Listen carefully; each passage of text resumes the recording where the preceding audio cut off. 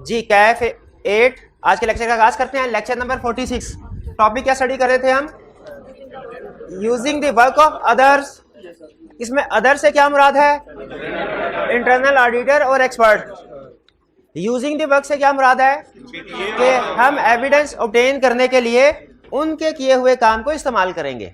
तो using the work of others का मतलब क्या हुआ कि ऑडिटर एविडेंस ऑब्टेन करने में कुछ ऐसे लोगों की हेल्प ले रहा है जो एंगेजमेंट टीम का हिस्सा नहीं है, इसीलिए तो उन्हें अदर्स कहा गया। ठीक है, और जाहिर है ऑडिटर जब कभी अदर्स को यूज करेगा तो एविडेंस ऑब्टेन करने में यूज करना है उसने। इसमें हम स्टडी कर रहे थे दो प्रोफेशनल्स, एक एक्सपर्ट और एक ऑडिटर। पहले हमने इंटरनल ऑडिटर को स्टार्ट किया।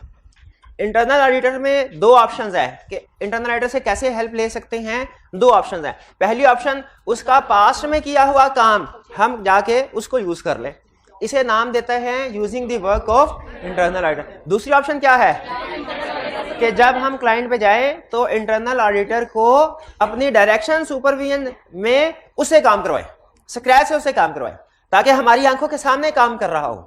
इसे क्या कहते हैं? Direct assistance. और हमने पहले क्या स्टार्ट किया? Using the work of internal auditor. इसके बाद पढ़ेंगे डायरेक्ट असिस्टेंस, फिर इसके बाद पढ़ेंगे एक्सपर्ट और लेक्चर खत्म। ये चैप्टर खत्म। नहीं, आज के लेक्चर में सारी चीजें खत्म नहीं करेंगे। आज के लेक्चर में सिर्फ using the work of internal auditor खत्म होगा। कल का लेक्चर भी हमने using the work of internal auditor पे लगाया, आज का लेक्चर भी इसी कंसेप्ट पे।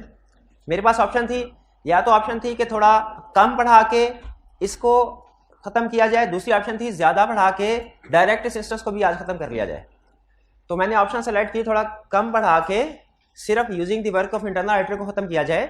इसके साथ क्वेश्चंस को हम डिस्कस कर लेते हैं, क्योंकि आप लोगों ने याद भी करना होता है तो उसमें आपको टाइम मिलना चाहिए। अच्छा हाँ, आप लोगों ने ऐसे किया जैसे सच में याद करना होता है, मुझे पता ही नहीं। आप पिछले सारी चीजें याद कर चुके हैं। यूजिंग द वर्क ऑफ, तो आज हम using the work of internal audit function इस लर्निंग ऑब्जेक्टिव को कल स्टार्ट किया था, आज खत्म करेंगे और फिर इस एंड पे जो प्रैक्टिस क्वेश्चंस हैं उनको डिस्कस करेंगे। कल हमने क्या स्टडी किया?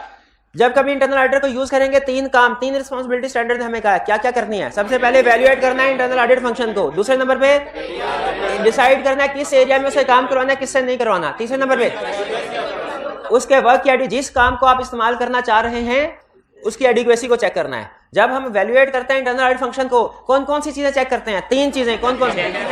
Competence, objectivity, systematic and disciplined approach. Competence, objectivity, systematic and disciplined approach. Competence में क्या चीजें इवैल्यूएट करते हैं? Qualification, experience, knowledge, resources. Capability में क्या चीजें इवैल्यूएट करते हैं? सॉरी, ऑब्जेक्टिविटी में क्या चीजें इवैल्यूएट करते हैं? कि internal audit function independent of management होना चाहिए, यानी उसे रिपोर्टेबल टू डायरेक्टर होना चाहिए। हायरिंग, फायरिंग, प्रमोशन के डिसीजन डायरेक्टर्स को करने चाहिए। स्कोप ऑफ वर्क में कोई लिमिटेशन नहीं होनी चाहिए और वो डायरेक्टर डिसाइड कर रहे हो। रोटेशन होनी चाहिए। एम्प्लॉयमेंट डिसीजन डायरेक्टर्स ले रहे हो। कहाँ कंफ्लिक्टिंग रिस्पॉन्सिबिलिटीज ना हो, ये भी बड़ा था। कॉम्पिटेंस हो गया, ऑब्जेक्टिविटी हो गया। तीसरा था systematic and disciplined approach. Internal audit function को इवैल्यूएट कर रहे होंगे, सिस्टमैटिक एंड डिसिप्लिन्ड अप्रोच में क्या चीजें देखेंगे कि whether work was properly planned, perform, documented and reviewed, और कोई क्वालिटी कंट्रोल रिव्यू प्रोग्राम्स हैं कि नहीं जिनको फॉलो करते हुए इंटरनल ऑडिटर्स वर्क करते हैं। इंटरनल डिपार्टमेंट इवैल्यूएट हो गया। इसके बाद नेक्स्ट स्टेप में हमने ये डिसीजन करना था किन एरियाज में इंटरनल ऑडिटर का वर्क यूज किया जाए, किन एरियाज में वर्क यूज ना किया जाए। इसके बारे में हमें स्टैंडर्ड गाइडेंस देता है। कहता है कुछ एरियाज में तो आप वर्क बिल्कुल यूज ना करें, कुछ एरियाज में वर्क यूज कर सकते हैं लेकिन लेस, और कुछ एरियाज में आप वर्क यूज कर सकते हैं। सबसे पहले बताइए किन एरियाज में using the work of internal auditor की इजाजत नहीं है? जहां पे सिग्निफिकेंट रिस्क हो, यहाँ तो एरिया में सिग्निफिकेंट रिस्क और सब्जेक्टिविटी है, या इंटरनल ऑडिटर को वैल्यूएट करते हुए हमें सीरियस कंसर्न सामने आए हो उसकी कॉम्पिटेंस, ऑब्जेक्टिविटी में, तो इस सूरत हाल में फिर वर्क यूज नहीं किया जाता। कौन कौन से एरियाज है जिनमें लेस वर्क यूज कर सकते हैं लेकिन लेस, जिनमें रिस्क और जजमेंट्स इन्वॉल्व हो लेकिन मॉडरेट लेवल की। और फिर इसके बाद अहम चीज थी क्या? स्टैंडर्ड ने हमें एग्जांपल दी थी, ये लिस्ट अहम है, एग्जांपल दी थी कि किन एरियाज में इंटरनल ऑडिटर के वर्क को यूज कर सकते हैं। वो कौन से एरियाज है जिनमें इंटरनल ऑडिटर के वर्क को यूज कर सकते हैं? बताइए, बताइए। Documentation of counting and internal control system, risk assessment, test of controls, test of details, test of compliance with laws and regulation, inventory observation, substantive testing involving limited, तसल्ली हो गई मेरी। फिर इसके बाद ये भी हो गया, ये भी डिसाइड कर लिया इंटरनल ऑडिटर, अच्छा भाई इसके वर्क को यूज कर सकते हैं, डिसाइड कर लिया किस एरिया पे वर्क यूज करना है। अब जब वर्क यूज करना है, जैसे हमने डिसाइड किया इंटरनल ऑडिटर अच्छा है, इसने जो सेल्स पे टेस्ट ऑफ डिटेल्स परफॉर्म किए हैं, हम उनके रिजल्ट को खुद यूज कर लेते हैं। तो भाई जो उसने काम किया हुआ है, यानी अगर हमने सेल्स पे उसने काउंटिंग का internal control system flow chart बनाया कोई अंडरस्टैंडिंग के लिए, उसने सेल्स के एरिया में टेस्ट ऑफ कंट्रोल्स परफॉर्म किए हुए हैं, इंटरनल ऑडिटर ने टेस्ट ऑफ डिटेल्स परफॉर्म किए हुए हैं, हम उसके ऑलरेडी किए जिस ट्रांजैक्शन को हमने चेक करना है उसी ट्रांजैक्शन को, उसी सैंपल को उसने भी फर्ज कीजिए चेक किया हुआ है। तो क्या हम स्क्रैच से काम शुरू करें, ये लाजमी है, या कि उसके किए हुए काम को कॉपी करवा के, फोटो कॉपी करवा के अपनी फाइल में लगा सकते हैं कि ये एविडेंस है? हाँ लगा सकते हैं उसका, लेकिन आपको चेकिंग भी करनी पड़ेगी कि वो काम ठीक किया कि नहीं किया। इसे कहते हैं इवैल्यूएटिंग एडिक्वेसी ऑफ वर्क, यानी जिस वर्क को यूज, हालांकि हमने इंटरनल ऑडिटर को देख लिया अच्छा है, कंपिटेंट ऑब्जेक्टिव है, लेकिन उसके बावजूद उसके जो काम को यूज कर रहे हैं एक्चुअल उस बॉडी ऑफ वर्क को, उसको भी हमने इवैल्यूएट करना है, काम ठीक किया कि नहीं, बंदा ठीक है, कंपिटेंट है, काम भी ठीक किया कि नहीं। बाज़ औक़ात कंपिटेंट बंदा भी काम ठीक नहीं करता, डंडी मार जाता है। तो इसीलिए स्टैंडर्ड कहता है दोनों लेवल पे आपने चेकिंग करनी है, इंटरनल ऑडिट डिपार्टमेंट की भी, उसके वर्क के भी। हमने कहा उसके वर्क की एडिक्वेसी कैसे इवैल्यूएट करेंगे, उसने कहा ये कुछ फैक्टर्स देख लो, देखो कि उनके काम का बाकायदा प्लानिंग, परफॉर्मेंस, डॉक्यूमेंटेशन, रिव्यू हुआ कि नहीं हुआ। प्लानिंग का मतलब क्या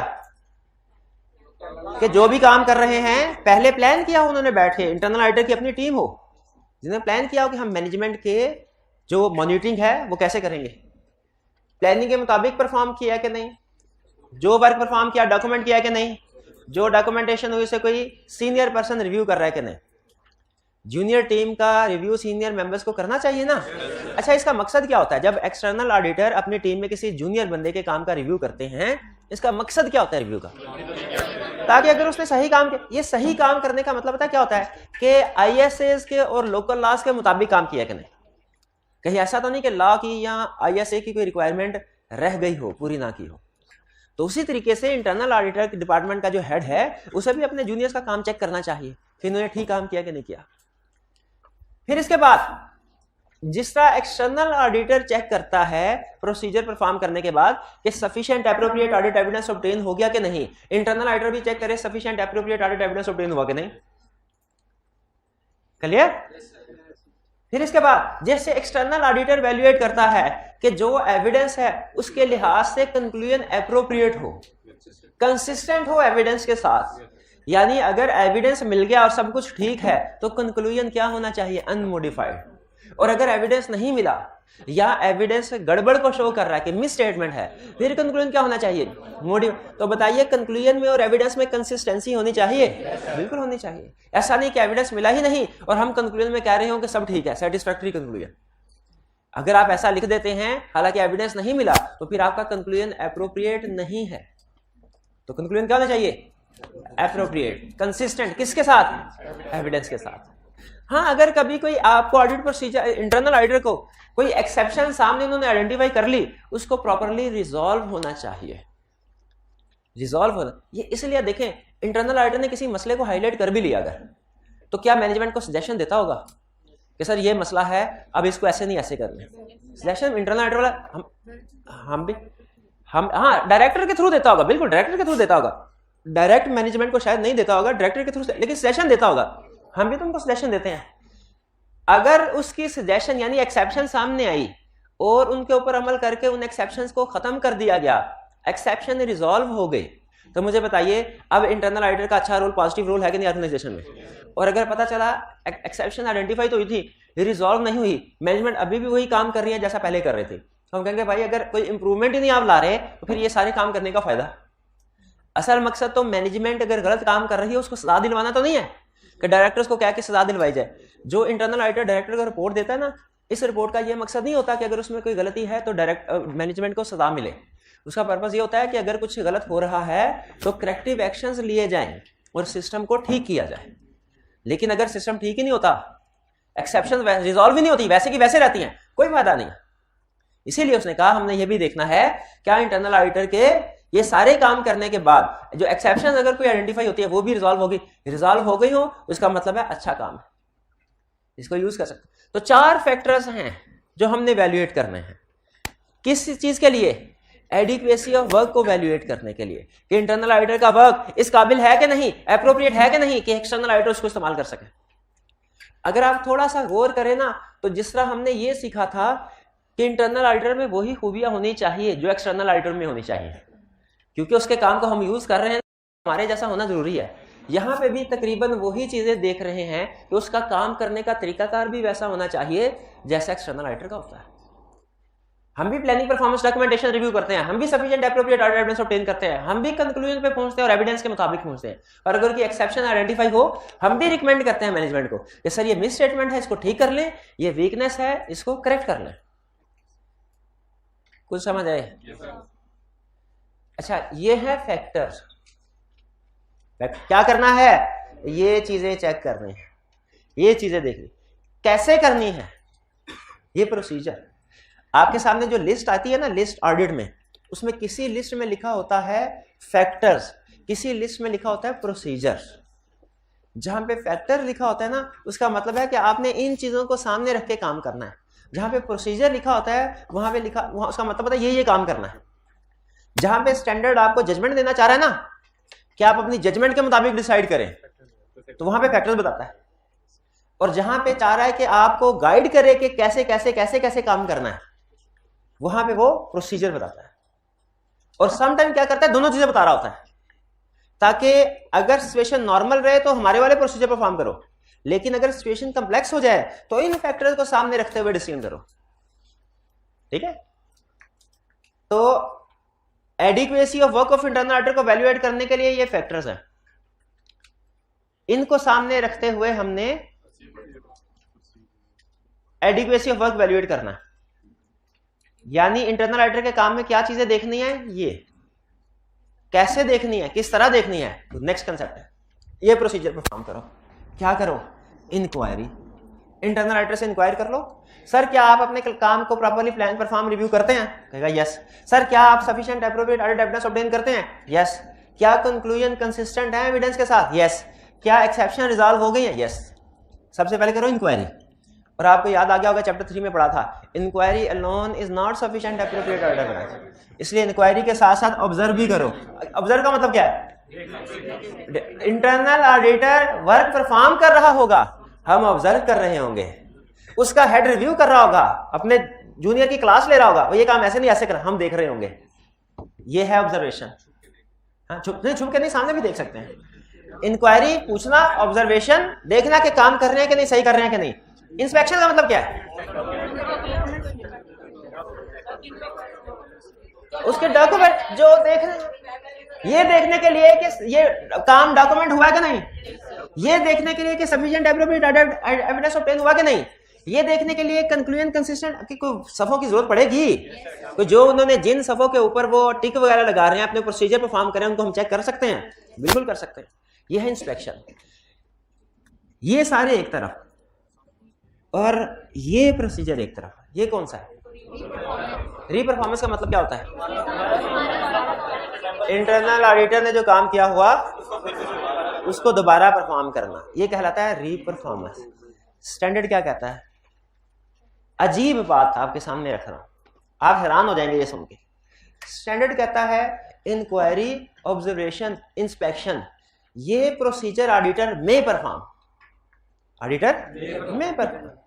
रीपरफॉर्मेंस ऑडिटर शल परफॉर्म, रीपरफॉर्मेंस ऑडिटर शल परफॉर्म। है ना अजीब बात? इसमें अजीब बात क्या है? अगर सोचेंगे, दिमाग लगाएंगे, फिर पता चलेगा इसमें कोई अजीब बात आपको नजर आई है? क्या अजीब बात? इंक्वायरी, ऑब्जर्वेशन, इंस्पेक्शन करना चाहे कर भी सकते हैं, ना करना चाहे ना भी कर सकते हैं। रीपरफॉर्मेंस लाजमी करनी है। अजीब बात ये नहीं है, अजीब बात ये है कि अगर हमने रीपरफॉर्मेंस ही करनी है तो फिर ये सारे काम का क्या फायदा था? हाँ, इसका जवाब अगली लाइन में कि रीपरफॉर्मेंस करनी है लेकिन सैंपल पे, उस सारे काम पे नहीं करना। उस सारे काम पे नहीं करनी सैंपल, क्योंकि सारे काम पे अगर रीपरफॉर्मेंस करनी है तो फिर फायदा using the work of internal auditor का, फिर यूजिंग ओन वर्क ही ना कर लें। यूजिंग ओन, ये वही रीजन हो जाएगी जो आप कहते थे सर टेस्ट ऑफ कंट्रोल 100% क्यों नहीं परफॉर्म करते। भाई टेस्ट ऑफ कंट्रोल का मकसद होता है टेस्ट ऑफ डिटेल की एक्सटेंट को कम करना, सब्सटेंटिव प्रोसीजर की एक्सटेंट को कम करना। अगर 100% ही काम करना है तो फिर direct test of detail substantive procedure ही कर लो। तो यहाँ पे अगर 100% रीपरफॉर्मेंस होती तो हम कहते हैं भाई अगर 100% रीपरफॉर्मेंस करनी है तो उसके वर्क को छोड़ें, हम खुद ही काम कर लेते हैं। 100% नहीं करनी, रीपरफॉर्मेंस क्या करनी है, सेलेक्टेड। क्लियर हुआ। अब एग्जाम में आइंदा जब कभी आपसे पूछे बताइए आप कैसे एवेल्युएट करेंगे एडिक्वेसी ऑफ वर्क को, इंटरनल ऑडिटर के वर्क की एडिक्वेसी कैसे एवेल्युएट करेंगे, और आप सिर्फ ये 4 बातें लिख के आ जाएंगे। फिर कहेंगे सर नंबर क्यों कम आए, मैंने तो खींच के 65 नंबर लगाए थे, ये मेरे 27 नंबर पता नहीं कैसे आ गए। 27 नंबर क्यों? इस तरह की चीजें जब आप छोड़ देते हैं आपके नंबर इस वजह से कम नहीं आते कि कंसेप्ट नहीं आपको आता होता, इस वजह से कि कंसेप्ट कंप्लीट नहीं लिखते आप, कंप्लीट नहीं। तो जब कभी आपसे एडिक्वेसी इवैल्यूएट करने को कहे तो आपने क्या करना है, 2 नंबर। अच्छा, और अगर कभी कहे what factors would you evaluate consider while evaluating adequacy of work, फिर चूंकि स्पेसिफिकली फैक्टर का लफ्ज इस्तेमाल कर दिया तो फिर यही लिखना चाहिए। हालांकि अगर मैं पेपर दे रहा हूं ना और वो सिर्फ फैक्टर पूछे, मैं फिर भी to be on safe side ये भी लिखाऊंगा। आई क्या आपका कुछ पता नहीं चल रहा आजकल, रिक्वायरमेंट कुछ और कह रही होती है, सोल्यूशन आता है तो पता चलता है वो तो ज्यादा लिखना था। तो to be on safe side अगर आपके पास टाइम हो तो हमेशा ज्यादा लिखना बेहतर होता है। ऑडिट में याद रखें न्यूमेरिकल सब्जेक्ट की तरह इसमें टाइम कम नहीं होता। न्यूमेरिकल सब्जेक्ट में तो आपको ये होता है ना टाइम खत्म हो गया, 1-2 क्वेश्चन रह गए। ऑडिट में कभी शायद ही कोई आपको ऐसा स्टूडेंट मिले जो ये कहे कि टाइम खत्म हो गया मेरा क्वेश्चन रहता था। ऐसी प्रॉब्लम ऑडिट में नहीं होती, ठीक है। बल्कि स्टूडेंट कहते हैं सर हमने तो 1 घंटा पहले पेपर कंप्लीट कर लिया। जैसे ही वो कहते हैं 1 घंटा पहले पेपर कंप्लीट कर लिया, ऑडिट रिस्क क्या होता है, बढ़ जाता है। केस स्टडी में उसने कहा कि इस साल जो टीम गई ना उसमें एक बंदा था, उसने जो पिछले साल में 2 महीने में काम हुआ था उसने 1 महीने में कर लिया। कितना एफिशिएंट बंदा है, हालांकि क्लाइंट का स्टाफ भी छुट्टी पे था कई दिन, तो कितना एफिशिएंट बंदा है। तो बताइए हमारा इस इंफॉर्मेशन से क्या हुआ, इसको बढ़ गया कि 2 महीने का काम ऐसे ही नहीं हो गया, इसने sufficient appropriate audit evidence obtain नहीं किया होगा, इसका ध्यान से रिव्यू करना है। भाई क्लियर हो गया। एडिक्वेसी में कोशिश करनी है कि दोनों पॉइंट्स लिखें, ये भूलना चाहिएगा। हाँ अगर सिर्फ वो फैक्टर्स को कहे, असूली तौर पे फैक्टर्स का मतलब सिर्फ ऊपर वाला हिस्सा है, नीचे वाला हिस्सा नहीं है। लेकिन to be on safe side अगर टाइम हो तो ये प्रोसीजर भी लिख देने चाहिए। आगे चलते हैं कम्युनिकेशन। कम्युनिकेशन का मतलब क्या है कि कुछ लोगों को कम्युनिकेट करना। अच्छा, जहां कहीं वर्ड कम्युनिकेशन आता है ना पूरे ऑडिटिंग स्टैंडर्ड में, इससे मुराद कम्युनिकेशन टू शेयर होल्डर नहीं होती, इससे मुराद होती है कम्युनिकेशन टू अदर्स। जैसा कि चैप्टर 2 में पढ़ा था कि ऑडिटर की रिस्पॉन्सिबिलिटी में है उसने रीजनेबल एश्योरेंस ऑब्टेन करके रिपोर्ट देनी है। उसके साथ दूसरा पॉइंट और भी था, to communicate as required by ISS. तो डिफरेंट आईएसएस ये बता रहे होते हैं 1 बाय 1 कि आपने इस जगह पे आके इस बंदे को ये कम्युनिकेशन करनी है, इसको ये कम्युनिकेशन करनी है। जैसे इससे पहले हमने कौन सा चैप्टर पढ़ा, नाम बताए, रिलेटेड पार्टीज। रिलेटेड पार्टीज में पढ़ा था कि कोई कम्युनिकेशन करनी है और कोई नहीं बोलेगा और कोई नहीं बोलेगा। रिलेटेड पार्टी किसको कम्युनिकेशन करनी है, मैनेजमेंट को। 2 किस्म की नहीं। अच्छा मैंने ये तो पूछा ही नहीं अभी कि कम्युनिकेट करना क्या क्या है, ये नहीं। मैंने तो ये पूछा है पहले बताइए कम्युनिकेट करना किसको है। वो कह रहे मैनेजमेंट को, वो कह रहे किसी को भी नहीं। किसको कम्युनिकेट करना है, कुछ नहीं पता, कुछ नहीं पता। रिलेटेड पार्टी क्या होती है ये भी नहीं पता, पता है तो बताइए। रिलेटेड पार्टी के हवाले से मैं बता देता हूं, 2 स्टार गवर्नेंस को कुछ चीजें कम्युनिकेट करनी होती हैं, ठीक है। 2 बता दे, 2 ही थी मेरा ख्याल है। एक तो वो पहले वाली थी और दूसरी दूसरे वाली। बताइए, उनको भी नहीं बताओ ना, आपके साथ बैठे हूं। क्वेश्चन रिपीट कर, भाई क्वेश्चन रिपीट करके दोबारा दोहरा रहा हूं। रिलेटेड पार्टी के हवाले से कुछ मैटर्स ऑडिटर ने 2 शार्विक गवर्नेंस को कम्युनिकेट करने होते हैं। व्हाट आर दोज मैटर्स, ये हाल है भाई बताए। नेम ऑफ रिलेटेड पार्टीज, वो कहेंगे हम इतने फारग हैं, हर छोटी बड़ी पार्टी हमारे सामने ले आए हो। नो, ये डॉक्यूमेंटेशन में था, नेम ऑफ रिलेटेड पार्टी, ठीक है, नेचर ऑफ रिलेशनशिप डॉक्यूमेंटेशन में था। मैं क्वेश्चन की रिक्वायरमेंट को गौर से नहीं पढ़ रहे, मैं कम्युनिकेशन पूछ रहा हूं, आप डॉक्यूमेंटेशन बता रहे हैं जी। शाबाश। Related party is not identified by management, वो रिलेटेड पार्टी जो मैनेजमेंट ने आइडेंटिफाई नहीं की। और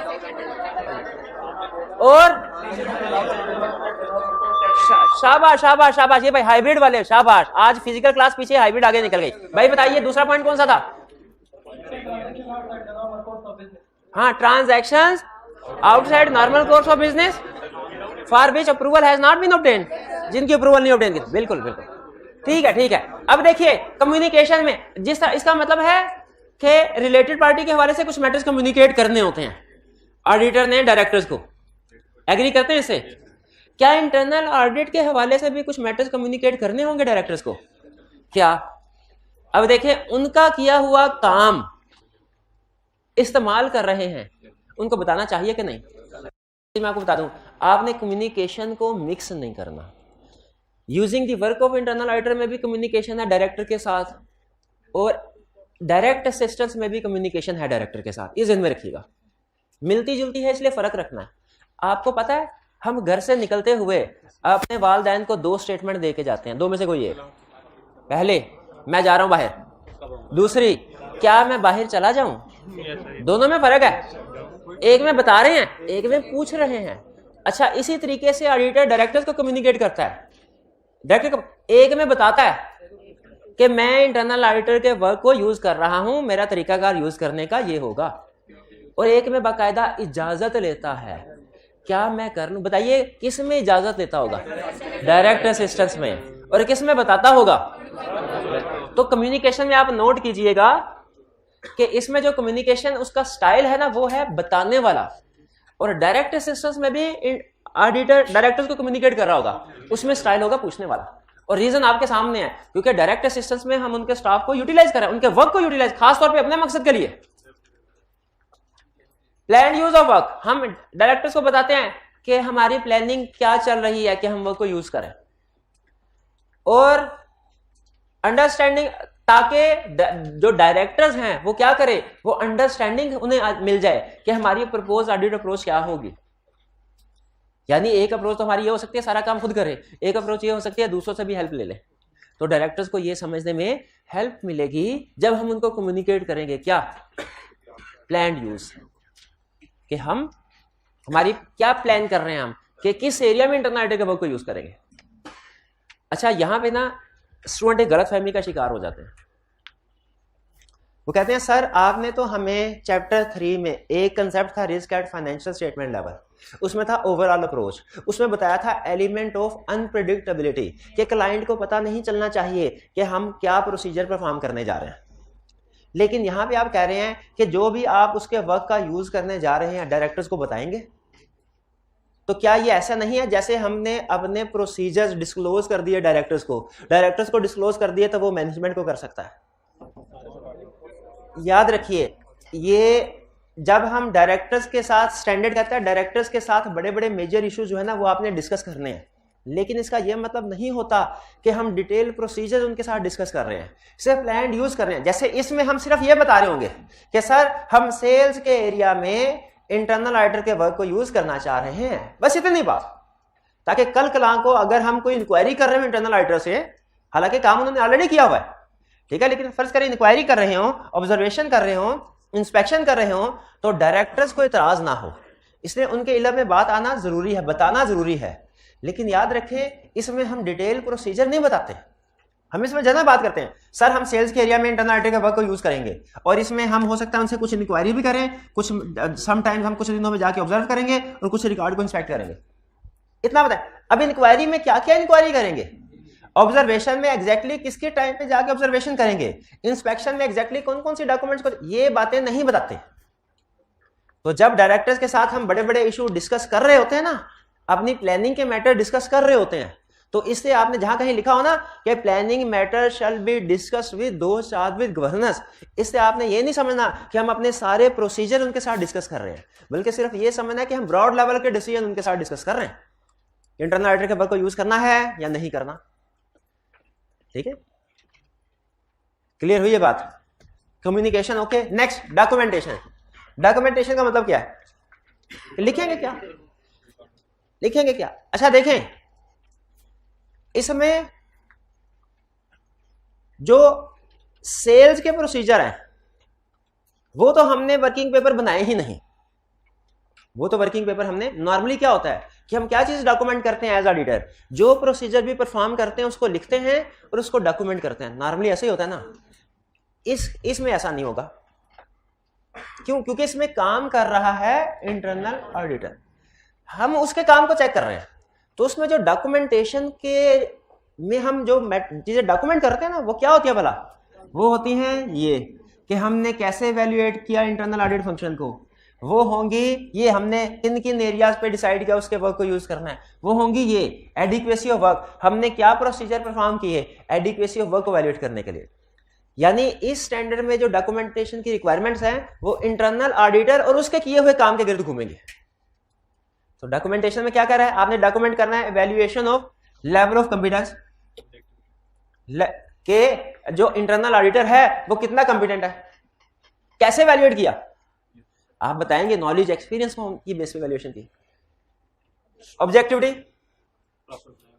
कैसे आपने उसकी ऑब्जेक्टिविटी को इवैल्यूएट किया, सिस्टमैटिक एंड डिसिप्लिन अप्रोच कैसे आपने, यही तीनों चीजें इवैल्यूएट करते हैं ना जब हम इंटरनल ऑडिटर को इवैल्यूएट करते हैं। कहता है डॉक्यूमेंट करो इनको ताकि कल को पता चले आपने वाकई ये काम किए हैं कि नहीं किए।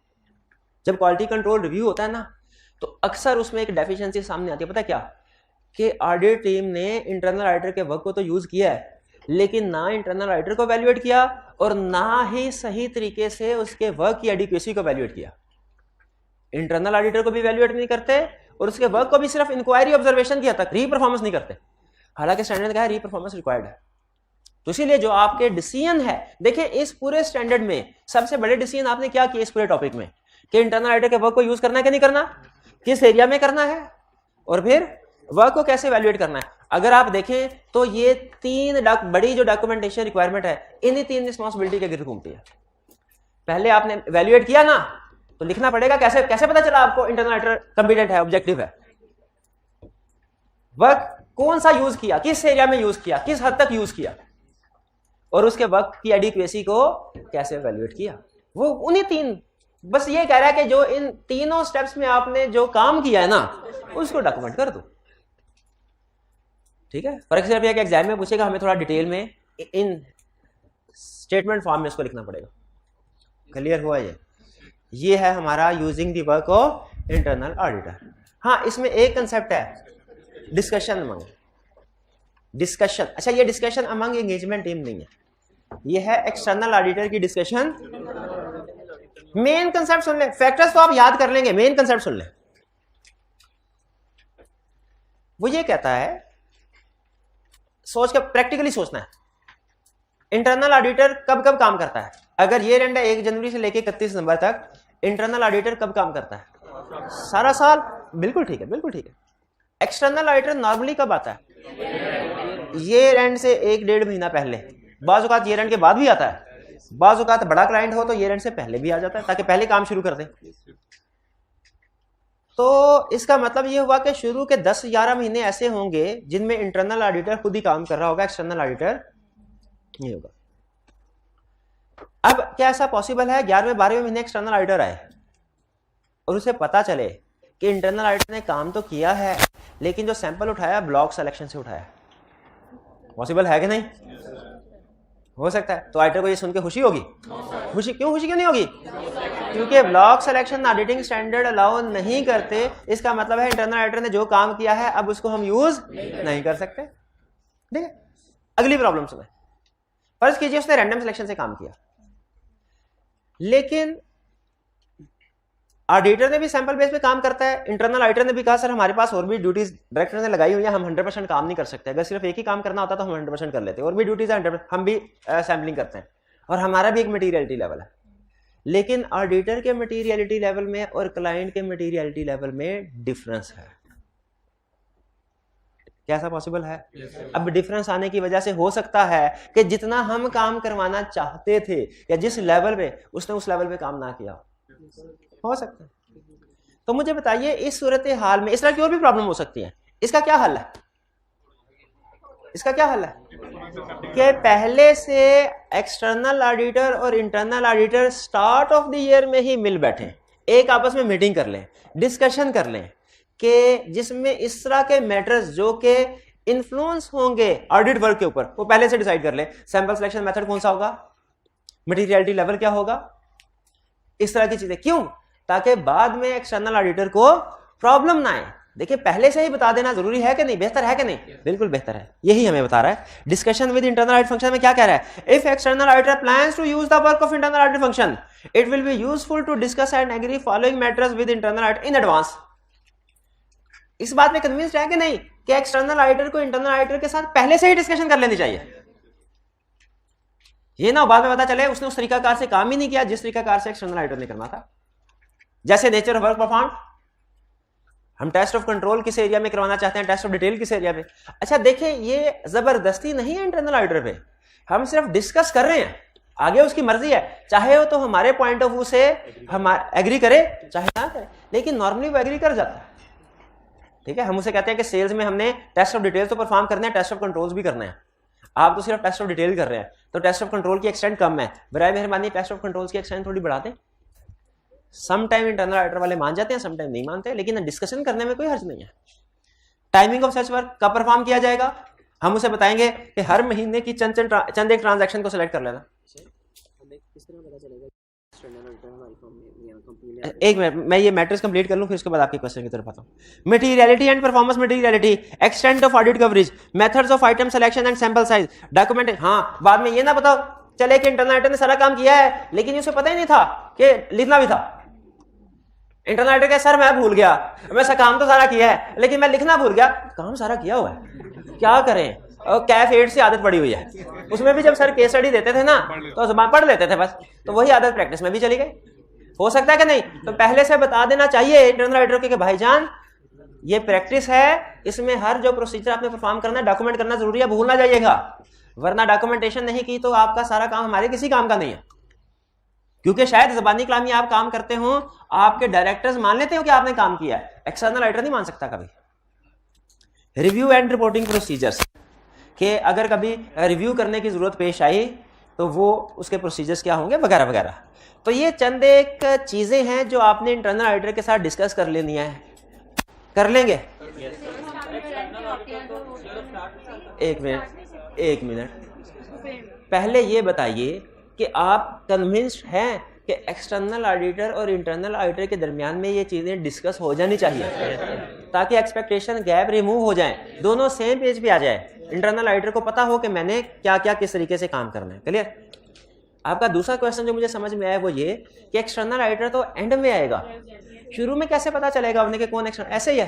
अच्छा आप मुझे ये बताइए आज डेट क्या है? 1 जून। जिन कंपनीज का ईयर एंड है 31 दिसंबर 2022, किस कंपनी का? उनके ऑडिटर इस वक्त अपॉइंट हो गए हैं कि नहीं? यानी एक कंपनी का ईयर एंड 31 दिसंबर 2022 का ऑडिट जिस ऑडिटर ने करना है वो आज के दिन 1 जून 2022 को अपॉइंट हो चुका है कि नहीं? हो चुका है। इसलिए कि कंपनीज एक्ट कहता है ईयर एंड होने के 4 महीने के अंदर अंदर एजीएम होगी, उस एजीएम में ऑडिटर की अपॉइंटमेंट होगी। और ये तो आपको पता होगा, लेकिन ये क्लियर कर लें कि उस एजीएम में जिस ऑडिटर की अपॉइंटमेंट होती है ना, उसने उस साल का ऑडिट नहीं करना जो खत्म हो चुका है, उसने उस साल का ऑडिट करना है जो अभी खत्म होना है। क्योंकि पिछले साल जो खत्म हो गया उस साल का ऑडिट तो हो चुका और उस ऑडिटर ने उसी एजीएम में अपनी रिपोर्ट प्रेजेंट कर दी। तो मुझे बताइए अब अगर जिस ऑडिटर ने 31 नवंबर 2022 ईयर एंड का ऑडिट करना है वो पॉइंट हो चुका है, इंटरनल ऑडिटर को भी पता है कौन ऑडिटर, एक्सटर्नल ऑडिटर को भी पता है मैंने किस कंपनी का ऑडिट करना है, तो अभी इंटरनल ऑडिटर एक्सटर्नल ऑडिटर की आज के दिन मुलाकात हो सकती है कि नहीं? बिल्कुल हो सकती है, वो डिस्कस कर लेंगे। हाँ, जो पहले 3-4 महीने का काम है वो उससे रिक्वेस्ट की जा सकती है कि सर आपने किया तो है लेकिन उसमें यह कमी बेशी रह गई है, इसको आप दोबारा कर ले या इसको आप बढ़ा के कर ले। देखिए 1-2 महीने की एडजस्टमेंट फिर भी हो सकती है, 10-11 महीनों की एडजस्टमेंट तो मुश्किल है ना। एक्सटर्नल ऑडिटर आता ही एंड में है, वो इंस्पेक्शन भी एंड में कर लेगा, डॉक्यूमेंट्स तो उधर ही मौजूद होंगे जो इंटरनल ऑडिटर ने जिसके ऊपर काम किया है। आपका क्वेश्चन ज्यादा बेहतर होता है ये पूछते ऑब्जर्वेशन कैसे करेगा। ऑब्जर्वेशन तो वो क्या करते हैं, दो ऑप्शन होती है, एक अभी बता रहा हूँ, एक आईटी वाले चैप्टर में बताऊंगा। अभी इजी एग्जांपल, एक्सटर्नल ऑडिटर को पता है कि साल के बाद मैंने इस कंपनी का ऑडिट करना है, वो महीने में कोई 1-2 दिन के लिए अपनी टीम में जो ऑफिस में फारिग बंदा बैठा होता है उसे क्लाइंट में भिजवा देता है, कहता है जाओ जरा ये चीजें चेकलिस्ट बनाई होती है, ये चीजें चेक करके आओ बन रही है कि नहीं बन रही, और इनमें से कुछ की इनवॉइसेस को कॉपी करवा के ले आना। तो बाकायदा पूरी टीम नहीं जाती, लेकिन एक आधे टीम मेंबर को कि ये चीजें इसको देखा सही चल रही है कि नहीं। और कोई क्वेश्चन? चलिए जी जी जी पूछिए, थोड़ा सा ऊंची मेरे भाई। एक्सेप्शन करना तो मैनेजमेंट का काम है सर, तो उसका adequacy of work of internal. जी स्टूडेंट का क्वेश्चन है, कोई एक्सेप्शन अगर सामने आती है उसको रिजॉल्व करना तो मैनेजमेंट का काम है, अगर मैनेजमेंट ये काम नहीं करती तो फिर इंटरनल ऑडिटर का क्या कसूर है, और इस वजह से हम इंटरनल ऑडिटर के वर्क पे रिलाई क्यों नहीं करते। देखिए अगर मैनेजमेंट ने उस इश्यू को रिजॉल्व नहीं किया इसका मतलब है सिस्टम में प्रॉब्लम है, सिस्टम में प्रॉब्लम है। तो अगर सिस्टम में प्रॉब्लम है तो हम उस सिस्टम की आउटपुट पे भी एतबार नहीं कर सकते। आपकी बात बिल्कुल ठीक है, इसमें इंटरनल ऑडिटर का कसूर नहीं है, मैनेजमेंट का है, लेकिन क्या इसका यह मतलब है कि हम इंटरनल ऑडिटर के वर्क पे रिलाई कर लें।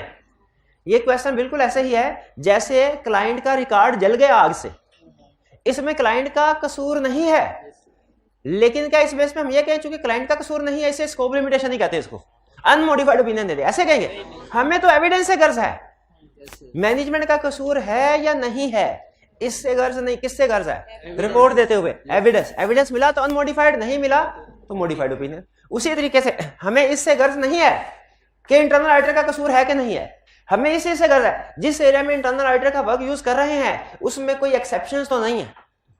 अगर एक्सेप्शन सामने आई थी रिजॉल्व हो गई कि नहीं, अगर एक्सेप्शन रिजॉल्व नहीं हुई इसका मतलब है सेल्स में गड़बड़ है, तो इस ये नहीं सोचना हमने इंटरनल ऑडिटर का कसूर है कि नहीं।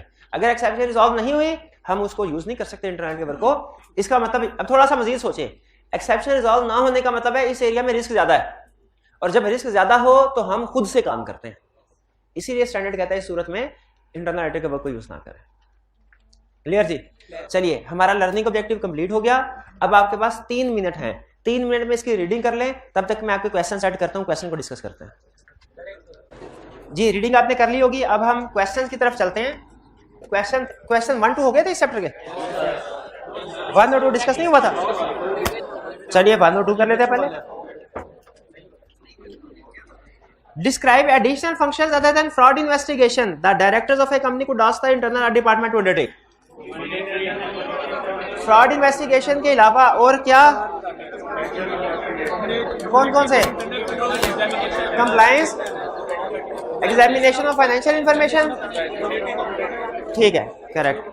Question 2, differentiate between external and internal auditors with respect to scope of work and reporting responsibility. इसमें नोट कीजिए सारे के सारे पॉइंट्स नहीं बताने, बल्कि सिर्फ जो स्कोप ऑफ वर्क और रिपोर्टिंग रिस्पांसिबिलिटी से रिलेट कर रहे हैं वो बताने हैं। किसकी रिपोर्ट का फॉर्मेट प्रेस्क्राइब्ड होता है? External auditor. और डायरेक्टर्स को कौन रिपोर्ट करता है और शेयर होल्डर्स को कौन? एक्सटर्नल ऑडिटर शेयर होल्डर को रिपोर्ट करता है, इंटरनल ऑडिटर डायरेक्टर्स को। चलिए next question 3, identify the factors that, अच्छा गौर से रिक्वायरमेंट पढ़ के मुझे बताइएगा क्या लिखना है कितना लिखना है। Identify the factors that are considered in determining the independence of internal auditors. ये ऑब्जेक्टिविटी के जो हमने ऑब्जेक्टिविटी के पॉइंट्स लिखे थे वो यहाँ पे रिप्रोड्यूस करना है। 3-4 कर लें काफी है बेटा, 4 कर लें, एक लाइन था 4 कर लें, बिल्कुल एक पॉइंट का आधा नंबर।